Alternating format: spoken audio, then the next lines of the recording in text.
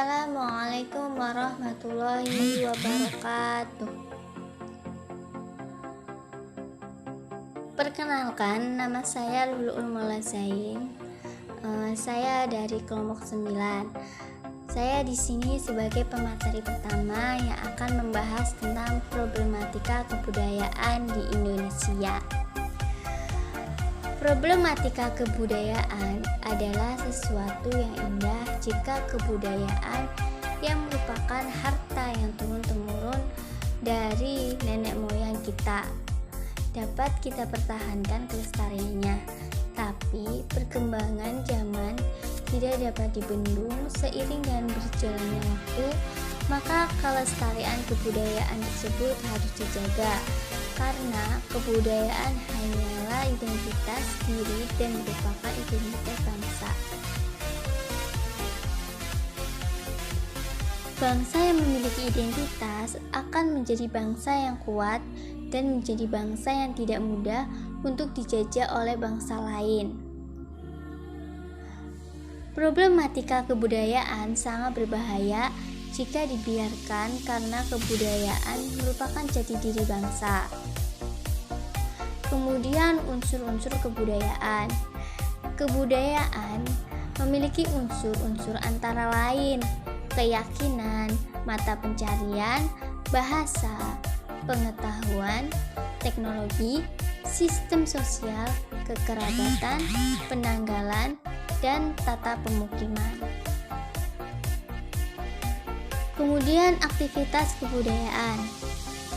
Terminologi yang menunjukkan aktivitas kebudayaan antara lain akulturasi, asimilasi, difusi, dan lain-lain. Kebudayaan itu memiliki jiwa, ibarat manusia hidup yang dinamis dan tidak statis. Selain kebudayaan itu hidup, kebudayaan pun dapat terkena kematian. Kematian kebudayaan terjadi karena manusia yang dulu hidup di dalam sebuah kebudayaan meninggalkan, baik secara sadar atau tidak. Kebudayaan itu biasanya karena ketertarikan kepada kebudayaan lain. Keunggulan kebudayaan Indonesia. Yang pertama, kekayaan akan keragaman kebudayaan daerah Indonesia. Yang kedua, sumber daya dalam yang melimpah dan berkualitas. Yang ketiga, wilayah yang strategis problematika. Yang keempat, adanya pandangan bahwa kebudayaan itu statis. Kemudian, rendahnya minat sebagian masyarakat dalam menghayati kebudayaan daerah. Rendahnya apresiasi masyarakat dalam menghayati kebudayaan daerah. Kemudian, rendahnya apresiasi masyarakat terhadap nilai-nilai budaya daerah. Kemudian, jenis-jenis problematika kebudayaan. Hambatan budaya yang berkaitan dengan pandangan hidup dan sistem kepercayaan. Dalam hal ini, kebudayaan tidak dapat bergerak atau berubah karena adanya pandangan hidup dan sistem kepercayaan yang sangat kental. Karena kuatnya kepercayaan sekelompok orang dan kebudayaannya mengakibatkan mereka tertutup pada dunia luar dan tidak mau menerima pemikiran-pemikiran dari luar. Kemudian yang kedua, hambatan budaya yang berkaitan dengan perbedaan persepsi dan sudut pandang. Hambatan budaya yang berkaitan dengan perbedaan persepsi dan sudut pandang ini dapat terjadi antara masyarakat dan pelaksanaan pembangunan. Kemudian yang ketiga, hambatan budaya yang berkaitan dengan faktor psikologi atau kejiwaan. Upaya untuk mentransmigrasikan penduduk dari daerah yang terkena bencana alam sering mengalami kesulitan. Hal ini disebabkan karena adanya kekhawatiran penduduk bahwa di tempat yang baru hidup merasakan akan lebih sengsara dibandingkan dengan kehidupan mereka di tempat yang lama. Yang keempat, masyarakat yang terasing dan kurang komunikasi dengan masyarakat luar. Masyarakat yang tinggal di daerah-daerah terpencil yang kurang komunikasi dengan masyarakat luar cenderung memiliki ilmu pengetahuan yang terbatas. Mereka seolah-olah tertutup untuk menerima program-program pembangunan.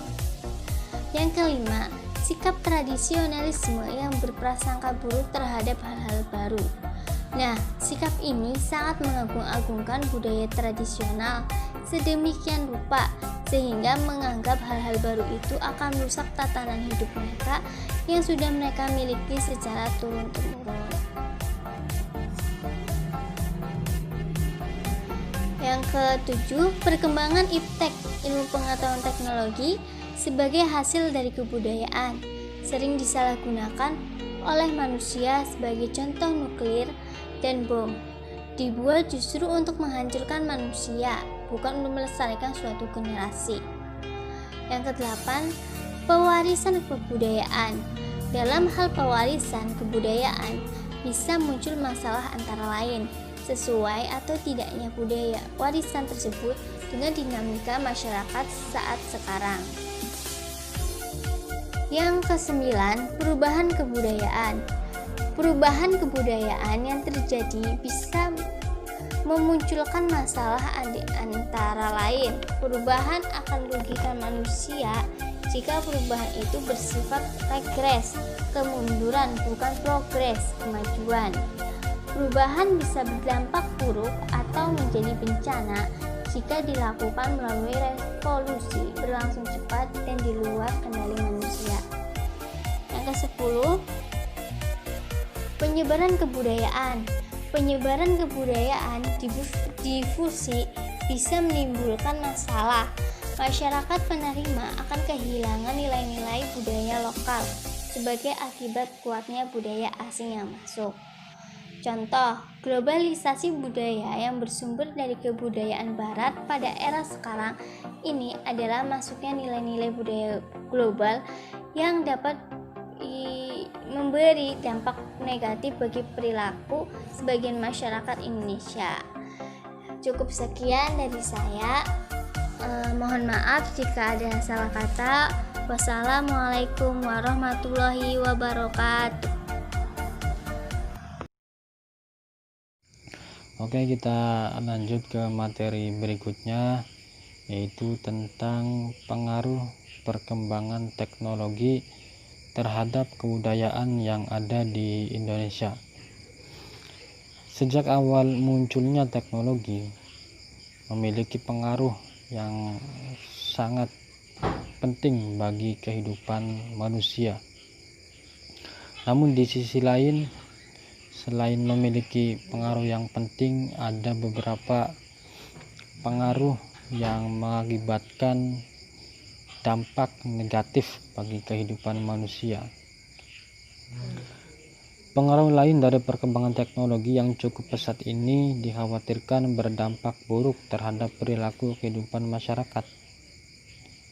Hal ini dikarenakan karena perubahan yang sangat cepat dalam teknologi telah merubah budaya sebagian besar masyarakat yang ada di Indonesia. Kemajuan teknologi secara sadar ataupun tidak sadar telah banyak mengubah pola kehidupan masyarakat. Oleh karena itu, kita harus bijak dalam memanfaatkan perkembangan teknologi komunikasi yang ada saat ini. Adapun pengaruh dari perkembangan teknologi bagi masyarakat Indonesia, khususnya dalam segi kebudayaannya, itu ada beberapa pengaruh. Yang pertama, tentang pemikiran masyarakat yang berubah. Pemikiran masyarakat Indonesia yang dulunya sangat erat dengan adat dan istiadat. Masyarakat dulu sangat berpegang pada adat yang ada. Nah, akan tetapi karena ada perubahan-perubahan yang terjadi pada zaman sekarang membuat masyarakat jarang sekali berpegang pada adat mereka, sehingga mengakibatkan pola pikir yang berubah yang karena mengikuti arus perkembangan zaman. Pengaruh selanjutnya yaitu adanya penemuan baru. Penemuan baru yang terjadi pada masyarakat Indonesia terjadi karena ada ide baru atau alat baru yang sebelumnya belum pernah ada. Nah, penyempurnaan penemuan baru dan proses pembaharuan atau melengkapi atau mengganti yang telah ada. Nah, terus adapun pengaruh dari perkembangan teknologi terhadap penemuan baru ialah contohnya seperti penemuan alat komunikasi yang canggih. Pada zaman dulu, masyarakat Indonesia memiliki budaya surat menyurat yang ditulis dengan daun dan berkembang menjadi surat pos. Namun seiring berkembangnya zaman, berkembangnya teknologi, ada sebuah penemuan, yaitu ketika berkomunikasi menggunakan handphone. Nah, ini menjadi salah satu contoh dari pengaruh perkembangan teknologi bagi masyarakat Indonesia, adanya penemuan baru. Itu salah satu contohnya. Selain contoh tersebut, ada juga contoh lainnya, yaitu tentang penemuan alat rumah tangga yang canggih. Nah, dulu misalkan contohnya ketika memasak, ibu rumah tangga itu memasak biasanya menggunakan kompor tradisional ya, jadi membuat api terlebih dahulu, kemudian menunggu apinya menyala dan lain sebagainya. Nah, karena ada penemuan baru berkat perkembangan dari teknologi, maka yang tadinya kompor prosesnya itu sangat ribet, nah kini menjadi praktis karena sudah ada kompor gas contohnya. Yang disebutkan di atas yaitu contoh dari pengaruh perkembangan teknologi secara positif ya. Nah, adapun pengaruh negatifnya pun ada. Yang pertama yaitu adanya krisis nasionalisme terhadap kebudayaan bangsa. Hari ini terjadi karena masyarakat lebih menggunakan teknologi asing dibandingkan dengan teknologi dari dalam negeri. Bahkan masyarakat Indonesia lebih memilih menggunakan bahasa asing dibandingkan menggunakan bahasa daerah atau bahasa Indonesia. Hal demikian tanpa disadari mereka sudah melupakan kebudayaan mereka sendiri, sehingga timbullah sebuah krisis nasionalisme terhadap kebudayaan bangsanya sendiri. Nah, selanjutnya pengaruh negatif selanjutnya yaitu moral masyarakat yang semakin lama tidak terarah. Hal ini disebabkan karena teknologi juga ya, karena seiring berkembangnya teknologi banyak sekali dari luar moral-moral yang kurang baik bermasukan melalui teknologi tersebut, sehingga membuat masyarakat semakin lama tidak terarah ya, karena mengikuti moral yang kurang baik yang beredar pada teknologi. Nah, kemudian masuknya budaya asing. Nah, masuknya budaya asing ini ya merupakan sesuatu yang dinilai pengaruh negatif yang besar ya, karena dari masuknya kebudayaan asing ini masyarakat Indonesia kebanyakan tidak bisa memfilter atau membedakan mana yang perlu diikuti dan mana yang perlu ditinggalkan. Nah, ini ada beberapa contoh mengenai kebudayaan asing yang bersifat negatif ya, atau kurang baik yang seringkali diikuti oleh masyarakat Indonesia. Yang pertama yaitu contohnya setiap orang ingin menyendiri. Nah, sifat ini dimiliki oleh bangsa Barat karena ternyata mencemari kebudayaan Indonesia ya. Biasanya orang Barat ini ketika ada masalah dan sebagainya bersama teman dan sebagainya, itu selalu ingin sendiri ya. Nah, hal ini masyarakat Indonesia justru malah mengikutinya. Nah, jadi kehidupan individualis itu sudah biasa di budaya Barat. Nah, kehidupan yang demikian itu tidak sejalan dengan kehidupan yang ada di Indonesia yang biasanya bergotong royong bersama dan sebagainya.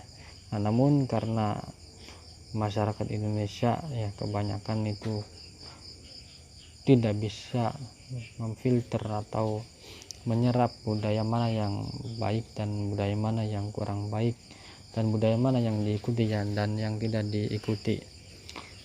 Nah, selanjutnya tidak ingin tersosialisasi terhadap sekitar.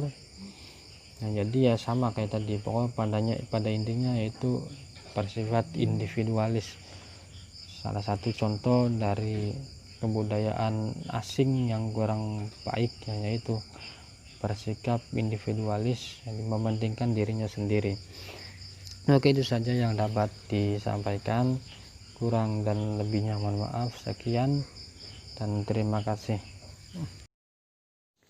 Assalamualaikum warahmatullahi wabarakatuh. Saya Putri Damayanti. Saya akan mempresentasikan mengenai peran pemerintah dan masyarakat dalam melestarikan budaya. Yang pertama yaitu ada peran peran pemerintah dalam melakukan pelestarian budaya. Yang pertama yaitu dengan akses pemerintah yang lebih leluasa dalam akses ke luar negeri, maka diharapkan pemerintah berperan untuk mempromosikan kebudayaan yang ada di Indonesia ke luar negara, sehingga budaya Indonesia dapat dikenal oleh berbagai negara di belahan dunia. Kemudian yang kedua yaitu memberikan kesempatan kepada daerah-daerah untuk mempromosikan budayanya, baik melalui pariwisata ataupun yang lainnya. Kemudian pemerintah juga berperan memberikan kesempatan penuh kepada daerah-daerah untuk mengembangkan budayanya.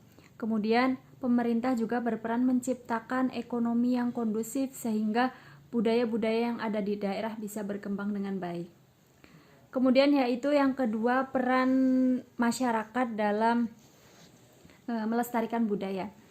Yang pertama yaitu masyarakat sebagai pelaku langsung kebudayaan tentunya harus bisa mempromosikan kepada media luar, baik melalui media tulisan maupun lisan, yaitu agar mereka lebih mengenal budaya yang kita miliki. Kemudian yang kedua, sebagai pelaku budaya, masyarakat juga berperan agar untuk mengajarkan anak cucunya budaya-budaya yang diketahui. Kemudian yang ketiga, peran dari masyarakat yaitu memberikan kesempatan kepada budaya lain untuk memperkenalkan budayanya kepada kita, sehingga kita menambah wawasan tentang budaya yang kita miliki. Tidak hanya budaya yang kita miliki, namun juga memiliki wawasan tentang budaya lain. Demikian yang bisa saya sampaikan, kurang lebihnya mohon maaf. Wassalamualaikum warahmatullahi wabarakatuh.